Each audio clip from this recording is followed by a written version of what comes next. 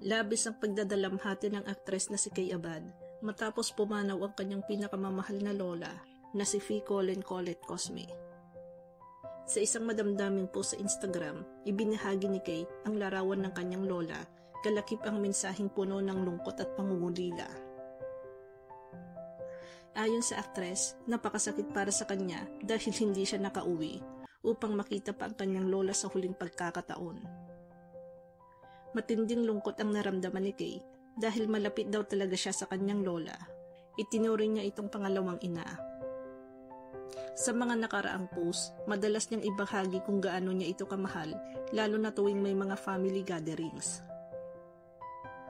Paborito rin daw ni Kay ang mga lutong bahay ng kanyang lola na palaging nagpapaalala sa kanya ng masayang kabataan.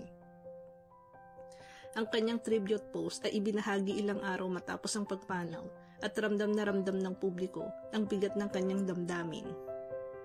Marami ang nagpahayag ng pakikiramay mula sa mga tagahanga hanggang sa mga kaibigan sa showbiz tulad ni Nicky Valdez at Patrick Garcia na nag-iwan ng mensaheng nagbibigay lakas at pag-asa.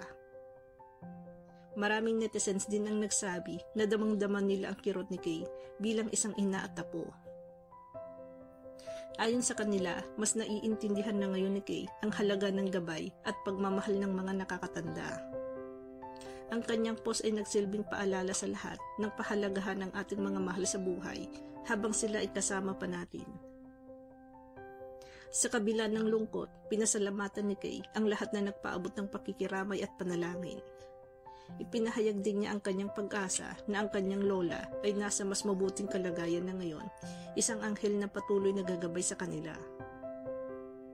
Si Kay Abad o Catherine Grace Abad Castillo sa totoong buhay ay isa sa mga kilalang aktres sa industriya ng showbiz. Ipinanganak siya noong May 17, 1982 sa USA at nakilala sa kanyang husay sa pag-arte mula pa noong kabataan. Sumikat siya bilang isa sa mga miyembro ng Tabing Ilog kung saan gumanap siya bilang si Eds, ang karakter ng minahal ng marami. Sa loob ng maraming taon, nagbida si Kay sa iba't ibang teleserye, pelikula at sitcoms at naging isa sa pinagkakatiwalaang artista ng ABS-CBN. Matapos ang ilang dekada sa industriya, mas pinili ni Kay na tahimik na mamuhay kasama ang kanyang pamilya. Siya ay masayang kasal kay Paul J. Castillo, dating housemaid sa Pinoy Big Brother, at biniyayaan sila ng 2 anak.